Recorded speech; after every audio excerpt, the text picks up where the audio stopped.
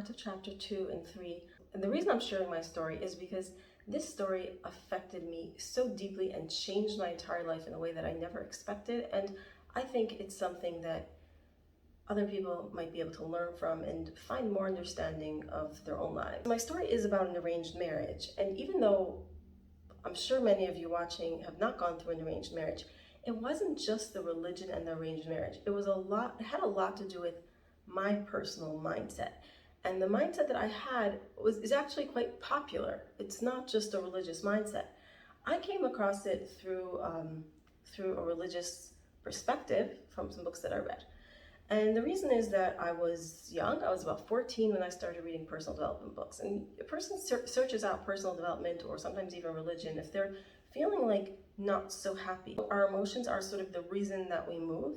And if you're not feeling like you really want to move in your life, then you're kind of going to seek out something to give you some idea in your mind, some way to make your life feel more like ready to go for it. So I was 14 and I was struggling a little bit with self-esteem. I remember my childhood as happy, but of course, going through your childhood, you recognize that there was stuff. I think that I didn't feel so supported by maybe my mother. A lot of us need to reparent ourselves. So that was kind of going on in my teenage years. I was feeling that, and I was probably looking for something to give me a feeling of power in my life to move forward.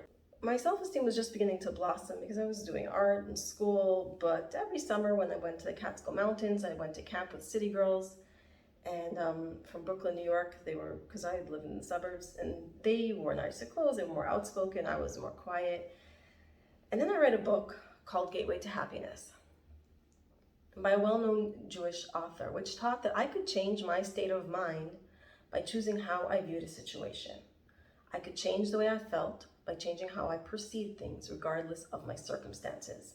So I worked hard at this, training myself not only to look at the situation, but to notice my personal response to it and the thoughts that I had about it. I learned to push myself towards a more positive perspective, regardless of how I felt. And it worked for me because on a superficial level, I found I could be happy with what I had. Of course, my camp friends' visits still made me anxious about my plane home, and the carpet in my room still made me sad. I still wanted prettier clothes. But now I knew if I just worked a little harder on my thoughts, I could change my feelings and make myself happy. So that was the premise of that book, and I think a lot of positive thinking. And it kind of worked because you're just telling your mind something, and your mind kind of goes along with it, and then you feel happier. It's such a strange thing when I look back at it now, because now I don't believe that we can just use our minds to be happy. But on the other hand, we do. But through coming to understand our situations, we can find the ways to be happy, which is what I believe now. And your mind is ultimately, it is the control of how you move forward in your life. But if you use your mind to break from the connection to your body and what's actually happening, then ultimately it's gonna fail. This new philosophy into my way of thinking, the excitement and vigor to soothe my feelings of inferiority over things I couldn't have, and being young and feeling powerless to change things in my life, this new way of thinking gave me a sense of power, because really what we all want is the feeling of power I have the ability to overcome whatever's going on in my life and to make success out of it, success means I'm successful at surviving. I can plant food and eat it. I don't do it that way, but basically it's like I can make enough money to buy food. We all want to stay alive. So success is really just the basic feeling of I want to stay alive, and we want to have that feeling of power that I can do this. And now I'm thinking with my thoughts, I can just change my perspective, and that's a powerful feeling. So I changed from the little girl who dreamed of pretty dresses and beautiful homes to being filled with a passion for God, and I became addicted to God because God was all tied in with it. It was all about, God creating the world, and God loves us, so you kind of don't need anything else, and it was all that. We're trained a lot in school that our feelings will lead us astray because our feelings are like, not the right thing to do. Like the right thing to do is according to rabbis, guidance, and then your feelings, you have to overcome your feelings to do the right thing. And that was sort of the training. And then with the positive thinking, and I was super spiritual. This worked for me. Like it made me happy. I felt like people talk about religion as something that's good for them. I understand. I loved my religion. It made me happy. I felt God loved me and I had a purpose. Religion gives us a feeling of a purpose, and I was happy with that and I loved it.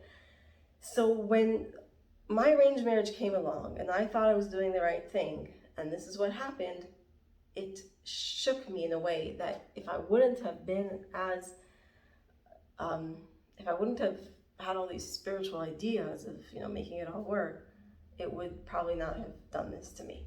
There's a whole part of when I was, I was really young. I was only 17 and my father started talking to me about marriage. And I was pushing it off and I really wanted to go to school. So I continued, other seminary education. And we had very little contact with boys. I was kind of forced to meet one boy when I was 17 and I cried a lot. My parents let it go. But by the time I was 19, I kind of felt I just have to give in. I felt like it was wrong for me to hold back. So I've been stubborn, but I had worked hard on internalizing the idea that I could make myself happy with my thoughts. I was conditioned to break my will for the greater will of God. To resist didn't seem the right thing to do. Emotions, wants, and desires were not of true importance. Doing the right thing was, and I wanted to do the right thing.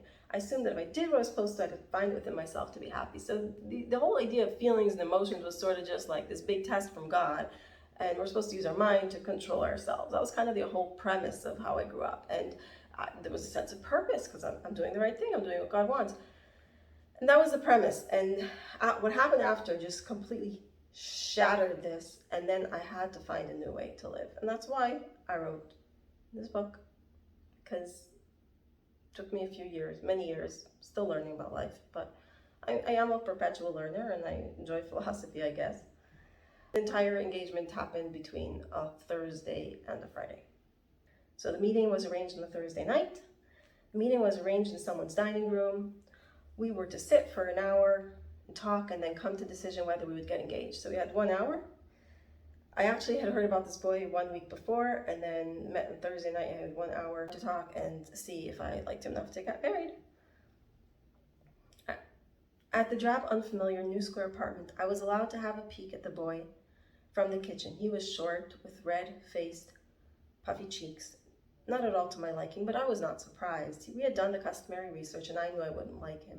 I turned around so my mother wouldn't see my tears. She asked if I was okay. I said yes. I decided I would be okay with whatever it would be. The men, my father and his father, chatted with him for a few moments and then it was my turn. Like walking towards my own execution with a feeling of resignation and dread, I went into the dining room. Across the broad table, we tried to close the gap between us with forced conversation. It was boring. I still said yes anyways. And the next day was Friday. We rushed to have another short date because the Rebbe was going away for 3 weeks and his presence was needed to finalize the engagement. This time at my house, across our dining table, our small talk was like climbing a straight wall, going nowhere. I wanted it to be over. Maybe I was frustrated, maybe I was angry, but I couldn't feel those feelings because I was supposed to be above them. So high above them, I was floating away from myself. I'd given up, but I knew I was going to be okay because I was doing the right thing and God would help. We went into the Rebbe's room. The engagement was finalized. There were mazel tov wishes, shot glasses of wine drank to joyous calls of l'chaim, l'chaim to life, small squares of cake passed around from the Rebbe's table. It all passed me by in a blur and most of it is gone from my memory. It was afterwards, when I went upstairs to sit in my room, on the second story of our little family home, my windows looking out to the street, today like any other, bright with sunshine. When the jarring phone calls began, in my lovely room where I'd spent hours drawing and doing my homework, at my little desk with its blue night lamp, I stood holding the phone limply to my ear. Excited high-pitched squeaks of exuberant voices wishing me mazel tov gushed through the line amidst exclamations of joy and blessings. They asked questions about the special boy I was engaged to.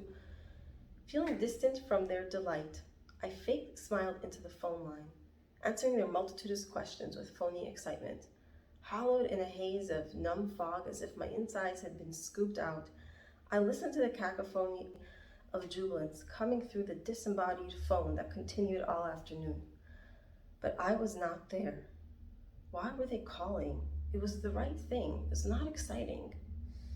A surreal nightmare in daytime with no morning to wake up to, wanting to run but going nowhere. Tired exhaustion from emptiness, wanting to run, but where could I hide? I wanted no one to know the shame of an unhappy bride. And then blankness.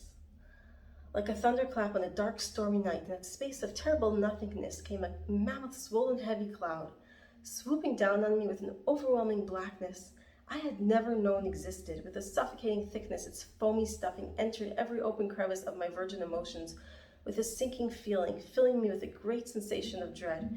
It was lights out, curtains down on my life. Like the covering of the sheet over a dead body, a heavy tarp spread upon my entire existence, snuffing out all of who I was, who I thought I was, all of what had given me happiness. Its darkness so thick it swallowed everything I'd worked hard on in my entire life to know and become. I lay buried beneath its heaviness, still and unmoving, too afraid to even feel the fear, the confusion I couldn't understand. I didn't even know what I wanted anymore, or where to go from here. But go I did, and continued I must. So I buried myself, and onward I marched. The dark clouds of terror and confusion were the first shutdown and trauma-induced dissociation, still breaking through with the thunderstorms of tears. But soon, that would have to be suppressed.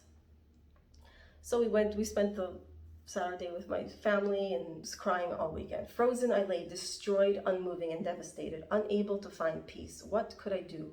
Where could I go from here? When I did go out on the street, everyone stopped to wish me mazel tov. I swallowed my tears behind my lying smile. It was beyond my understanding why nothing I had studied about character development was working. I couldn't shake the blanket of darkness that had settled upon me. My spiritual efforts had been for naught if my emotions could grip me so, without control. How I tried to change my thoughts to no avail, but my mind had no power here to make me happy. Unable to control my emotions, a terrible sense of failure enveloped me.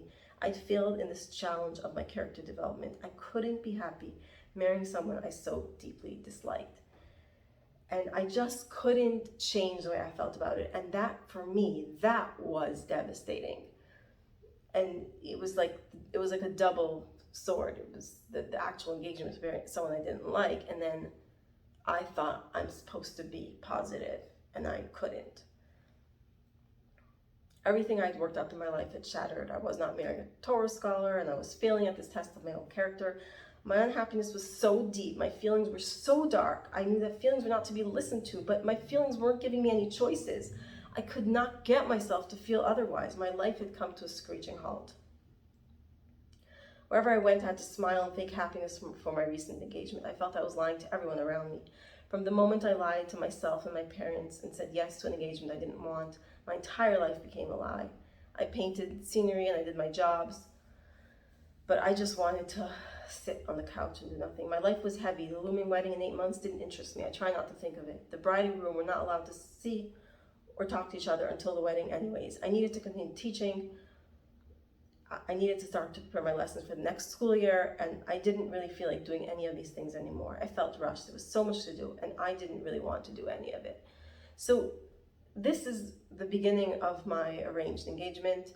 I was supposed to meet this boy for 1 hour and decide if I'm going to get married. I did not like him, but the pressure of the 2 years made me feel like I had to. And the fact that I couldn't make myself happy in doing the right thing, even though I was supposed to be happy with whatever God was sending me, that mindset is what ultimately really, really destroyed me. And that's what changed my entire life and how I view everything. And that's why I wrote this book, and I want to share. I feel today it's become a little bit more popular for people to understand about getting in touch with the body, but we still have, I think, a lot of mindset and psychology and medical system where the mind and the body are not really everything is not connected. And that's really what I learned from my experience. And I learned it the really hard way without much support. But I never gave up on myself because I just wanted to live, I guess. So I hope you want to follow my story. Follow my Instagram for more about it. I'll be posting on Instagram more about generally what I learned from my experience, and I'll continue to post here about, just reading parts of the book. But if you want to hear the full story, right now it's on audio on Kofi, and it will be going on Amazon soon. So follow my story, like and subscribe and comment. Let me know if you've ever had these experiences, these thoughts, what's your idea with the positive thinking and the right thing, and your experience with religion? Just share, and I'd like to connect. Thank you for watching.